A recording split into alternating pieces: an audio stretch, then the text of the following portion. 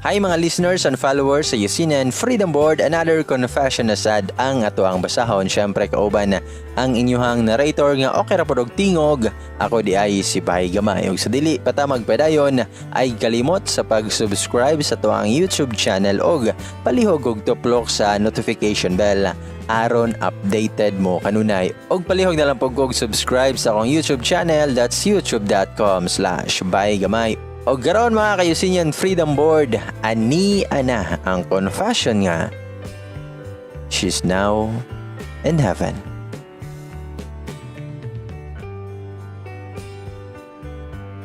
Hi everyone, Lucky Day ko.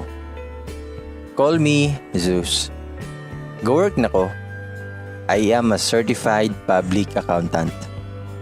Og MBA na sad ko, which is my master's degree. Dili lang man siguro ako ang professional nga nag-confess diri no. Daghan man siguro mi. Nakahibaw ko ani nga page tungod sa akong sister. Gipugos yun ko niya nga mo share dere. Bisag-bisig ko sa work, gilugaran yun na ako ni. I-share na ako ang story naman duha sa akong grabe ka strong uyab. Unlike sa ubang love stories, dili fairy tale amoa nga naay happy ending. Unta na mo'y makatunan o unta mo lahutay mo basa o salamat daan.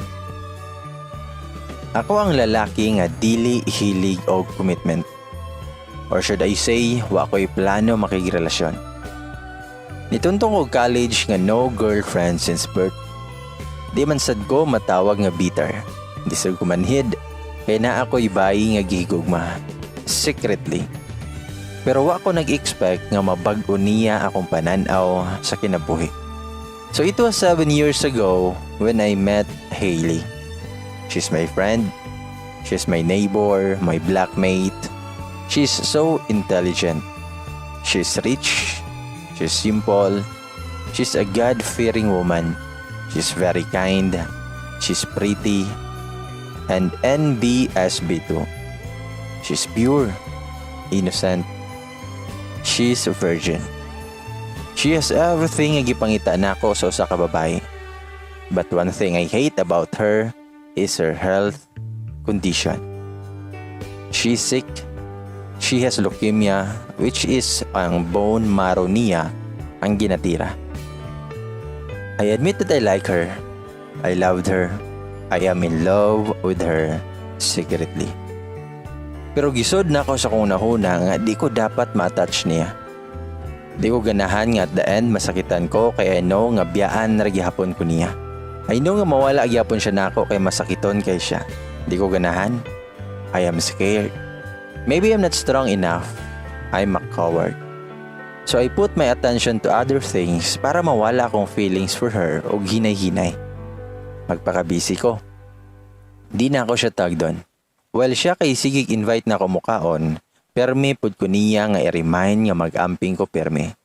Kuiton ko niya sa baga para molingi era ko niya. Mato siya cafeteria og hatan kog snack. Magigdukan siya uli nako pero daghan kay kog alibis. Sweet kay siya nako, well ako. Cold kay ko nga treatment akong ginabalos niya. Dali ko ganahan nga ma-follow maayo. Pero siyang ginabuhat everyday di malikayan nga galalom akong gibati for her. I know nga naibog sa siya nako. Her best friend told me that she liked me. Her friend asked me if naaba daw chance nga maibog sad kong Hailey. God knows how much I love her. God knows nga I want to be with her. Nga ganahan ko ako'y moatiman niya. Pero giunahan ko sa akong kahadlok. I made a decision nga mopalayo na lang kang Hailey kay nagpromise na ko sa akong kagalingon nga never ko dapat matouch niya. Di pwede. Wana ko tagda ang amiga ni Hailey og nilakaw nako palayo. I know na disappoint nako ang amiga ni Hailey og namakak nasad ko sa akong kaugalingon. Pero grabe yun kayo ang tadhana kay mangita yun og pamagi. Nagkadugay, nagkalalom akong gibati for her. Samot ko kay in love niya. Every time madung na ko yung katawa, the way mo smile siya, permi ko niya tag doon. Iyahang pagkabugal-bugalon, iyahang pagka-hyper, iyang inosente nga nawong, ang kayabag siyang tingog, ang iyang kabuutan, o ang iyang mga efforts para mapansin na ako siya. Kana tanan, gilove na ko. Until one day, Hailey asked me a favor nga kung pwede mag-talk min duha in private. Na-vacant ka room so dito may nag-istorya. Ilan pa kayo at first, feel kay nako ang awkwardness between us. And then I broke the silence. Nangutaan ako niya, unsa may gusto ni mo isulti? Nitanaw siya nako og niginhawa og lalo. Ngayon siya nako nga, nganong di naman ko nimo tag doon. Mapalayo na lagi ka nako. Tanan gibuhat nako para mapansin nako nimo pero wala lang gihapon nimo. Invisible na lang giday ko para nimo. Mura raman ko guwa ga exist lagi. Friend ta, di ba? Pero nganong murag stranger lang lagi ko para nimo? Wag yun kay ma-feel? Dili nimo feel nga sa una pa ko na in love nimo? Manhid man kay ka. Unsa na imong heart ba to? Bisag di ko nimo kay higugmaon, pasag di ragod ko nga higugmaon ka. Please. Pag umanyag sultian na, ni-breakdown na siya sa kong atubangan. Grabe ang hilak. Na-feel yun ako iyang pain. Di yun ako malimtan iyang gisulti. Nag-goal ko para niya kay grabe na iyang hilak to the point nga gabakho na siya. Nag-guilty ko sa kong gibuhat. Ako siyang gigakos, huot nga gakos. Akong giaplas yung likod o buhok para ma-relax siya. Yun nung siya gilak, mura siya bata nga nagpakaluoy nga dili biyaan siyang amahan. Nakuno na ako nga tug-anan na siya sa tanan, so kung unsay tinuod na ako nga gibati para niya. Ako yapon siyang gigakos og nisugod na kong istorya. Hailey, sorry kaya. Sorry kung nakakos kog pain nimo. Sorry kung gahila ka tungod na ako. Sorry kung naging coward ko. Sorry kung I'm not strong enough para atubangon ka og to be by your side always. I love you, Hailey. Nahigugman ako nimo daan before pa ka nahigugman ako. Nadlok ra gyud ko. Nadlok ko nga ma-touch nimo. Nadlok ko mga fall og maayo nimo kay inobiyaan ra gyapon ko nimo. Kay bawo ko nga nakay sakit. Kay bawo ko nga nakay cancer. Hailey, hadlok ko. Hadlok ko nga moabot ang time nga maginusara na sad ko. Pero karon, kailangan ako maging strong.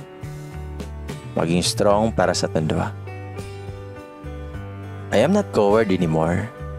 Kaya na to niya. So please, laban lang. Ayaw pag-surrender. Ako lang siyang gikisan sa iyong forehead og nang hilak mindwa. Dili lali mo higugma og tao nga masakiton. Hadlo kayo. Months passed by, nang uyab ko niya og iya din kong gisugot. Every day sa mong pag-uyab, I made her feel special. Tanang paghigugman ako, gihatag na ako. Giatiman ako siya og sakto. In love kay me sa matag usa every day. Nag-decide yung parents nga paundangon siya school para sa medication. Bawal siya mahago, bawal ma-stress. Naka-celebrate me sa mong first anniversary, second, third, o fourth anniversary. Hangtod sa nakagraduate og college. Si Hailey ako inspirasyon para makahuman. Wala ko nag-review o wala sad ko nag-take og board exam para matiman ako sa Hailey. Dito ko permis silang house. Ako'y mapakaon niya, ako'y mapainom niyang tambal. Wala ko nagkulang kay Hailey. Tanan nga pagpangga o pag-atiman gihatag na ko. Giserbisyohan ako siya eksakto. Wala na ko gauli sa balay. Kasabot raman sad akong parents. Fighter kaya sa Hailey. Stage 2 na iyang cancer. Ikapila na siya gi-chemotherapy. Maluwi ko magtanaw niya. Ako'y magbantay permi niya sa ospital. Daghan kay aparatos ang ginabutang siyang lawas. Daghan kay gina-inject nga tambal niya. Luya na kay siya. Lagyas na sa siyang buhok. Gamay na lagtuwang makalbo na siya. Luoy kay akong Hailey. Kanang matulog na siya, ayha na ko mo hilak. Kanang hilak nga maabot na sa point nga lami na kayo imaoy. Okay ba sa rason nga nung siya pa ang gihatagan ani nga sakit? Ang buutan o ginisente nga dalaga nga akong pinangga. Nakatulog ko while gihilak o gakis yang kamot. Nakamata ko kay nalihok ang kamot sa akong pinangga. Nibangon ko o gikisan ako siya sa forehead. Nismile siya og ningon og, I love you. Wala permi ang isulti na ko. Bisag luya o gihinay na kayo yan tingog. Ningkamot yapon siya gisulti I love you. With smile pa siya. Nihilak na sad ko. Bisag ilisod na siya, ihang gikabot akong mata o gitrapuhan akong luha. Og miingon siya nga, ayaw na paghilak baby ha. I love you so much. Pero nisamot ko hilak tungod siyang gisulti. Gikisan ako yung lips, ihang luspad nga lips, nga nagliki-liki na tungod sa kauga. Gigunitan niya akong kamot. Gikisan ako og naistorya ko nga, bahalag magkinaunsa, di tikabiyaan dari sa ospital. Bisag upaw naka baby, palangga agyapon tika. Bisag puti na kayo mong lips, baby, di japon ko mapulan nga muhalok nimo. Bisag di naka sexy baby, gwapa gyapon ka. Laban lang, ayaw ko biyahe. Magpakasal pabiyata. Nituloy ang luha og ni smile og natulog siya balik. Mas nahimo kong strong kay wa jud siya ni surrender. Mas nadugangan akong strength para atimanon siya. Punasan ako yung lawas, ako'y mo ilis niya og diaper. Actually, ang nurse naman dapat magbuhat ani, pero ako silang gihangyo nga ako'y buhat. Ganahan ko nga ako dyan matiman niya. Timing pa jud atong gitugo siya. Akong gitrabaho og wipe siyang vagina o gitaorwan ako siya diaper. Napod times nga malibang siya, ako gihapon ang molimpyo siyang hugaw, trapuhan ako, og taoran na sa nako siya diaper. Muana lang tawon akong palangga na naulaw na kay ko nimo baby. Tubagon ran ako siya nga wa kay dapat ikaawaw baby. Ang parents ni Hailey mo assist man sad, pero ako jud ang naa kay Hailey everyday. So dan ako iyahang mga doktor og nurses. 1 month sa Hailey sa ospital og 1 week sad siya nga naa sa ICU. As usual, ako Japon ang niatiman niya, sukad na ICU siya. Alahay na ang gadagan sa kunahuna, nahadlok na og maayo. Nisamot siya kaluya, mura siya tanom nga wa na'y kinabuhi. Usahay na siya mumata. Kung mamata man siya, murag wala na siya kailan na mo. Igo rami niya tanawon og mupiyong na sad og balik. Everyday ginaremind ako siya nga dili mo surrender. Ginainan ako siya nga permi og I love you. Dayon 7th day niya sa ospital, didto na nag-trouble og maayo. Kada injectionan siya, musinggit siya kusog. Tagay, sakit na kayo. Tama na. Maghilak na kumutanaw niya. Monitor siya permi, taod-taod, i-check niyang dugo, injectionan na sad siya. Muhilak sa siya kay grabe na daw kahapdo siyang lawas. Gunitan lang gani siya, muagay na dayon siya. Murag lahi na yun kayo ang dagan sa iyang sitwasyon. Grabe na ako ampo sa Ginoo. Atong nag-relax na siya. Kami lang doon sa room, wan ako nag-relax siyang tubangan ug di ko ganahan mag-wall siya. Ug ako lang siyang giistoryahan niya. Baby, unsa man? Kaya pa? Kaya ha? Umingon siya na ako nga, oh baby, pwede na ako may istorya silang mama o papa. Paniya sa sila diri baby. Nigawas ko sa ICU o gitawag na ko ang parents ni Hailey. Daningon si Hailey siyang mama o papa.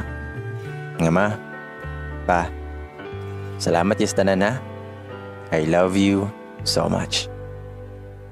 Dangi ko si Hailey siyang ginikanan, nagsugod naghilak yung parents. Nisulod sa diyang mga isoon, silang mama o papa, mga isoon ako, o mga asod nga amiga niya. Duduwara sa nagsulod, kaya bawal man magpanon. ICU ra ba? Itong kami na lang duha na bilin, dito na ako nagkilak. Dito na ako ni breakdown siyang tubangan. Ako siyang gingnan, Hailey, please ayaw ko biyahe. Gailak na ko gusto kayo kay kamaon ako sa mga signs nga ipakita ni Hailey. Mamatay ko appeal if wala ka baby. Hindi na ko kaya. Please, laban lang. Ayaw ko biyahe. Mura ko bata ang gahilak sa ICU. Ginasumbag na ako ang pader. Then mihilak sa Hailey. Ginatapuan ako yung luha. Ako siyang gigakos. Ako siyang gigungungan. Your baby, please ha, ayaw ko biyahe. Please, lang jud kayo. Hangyo na ako na baby. Maluoy ka na ako. Maluoy ka na mo. Naning kamot yapon siya gakos na ako bisag wa na siya gusto. Magmingon siya nga, baby, pwede injection na lang ko pang patulog. Kay dili na ako kaya. Sakit na kayo kong lawas. I saw pain in her eyes. Okay ba ako naglisod na kayo siya? Huwag ko siyang gingnan. Nga no, dili pwede. Di ka maluoy na ako. Magpakasal ba biyata? Unsa na lang ato mga pangandoy. Tubag siya nga, please, I love you. Thank you. Taod-taod gitabang sa hili. Gamawin ako sa ICU. Gitabang na sa hili siyang doctor o nurse. Loy na kay siya. Dinasad mo under yung oxygen o iyahang mga aparatos. Wala sa hili. Gibiyaan ako niya. Nga naman, Lord. At the day of her burial, labaw na tong releasing of the balloons. I was crying so hard that time. Gibuhian ako ang balloon ug nisulti nga, Mamis, tika baby. I love you so much. Ug nag-collapse ko in front of our family and friends. Dili lali makit-an nimo imong gihigugma nga gihinay-hinayan og tabon sa balas. Sakit kayo. Kung pwede lang, ako na lang ang naisakit. Ako na lang untang nag-antos sa tanang kasakit nga na-experience sa akong uyab. Pero God has a plan. He has a plan for everything. It's been 2 years since Hailey left me. Sakit kayo, bisag sakit, kinahanglang dawaton. Ipadayon ako mong pangandoy doha, nag-review ko og nag-take og board exam. Nakapasa ko og CPA na ko karon. Gihila ko samtang ga-type ani, fresh pa kayo ang samad sa kundugan. Dili lalim mawad-an o kinigugma. Promise. Dili lalim. Hailey baby, I know nga naara ka sa akong palibot. Ayaw ko pasagdi ha. I love you kayo. CPA o MBA na karon, successful na imong baby. Tungod nimo na successful ko. Salamat sa tanan ha. No one can replace you here in my heart. I love you so much. Kini nga story dili ani para sa mga couples out there, para ni sa tibok pamilya o sa mga friends nato. Kung ang imong uyab na sakit, ayaw siya pasagdahi. Higugmaa o atiman na siya og sakto. Solita ang mga oras nga kuyog nimo siya. Kung imong ginikanan o giso na sakit, panggaayit sila. Ipa-feel nila nga kinahanglan pa nila mulaban. Nga dapat walay mo surrender. Ug kung na kay best friend nga masakiton, ayaw siya biyahe. Stay by her or his side always. Higugma og ang pingi ang tao nga importante diha nimo before mauwahay ang tanan. Let's pray for all the people nga gatubang sa mga dili basta-basta nga sakit. Lord, help us. And God bless us all. Mga ka-UCnian Freedom Board, mao kana ang confession ni Zeus nga she's now in heaven.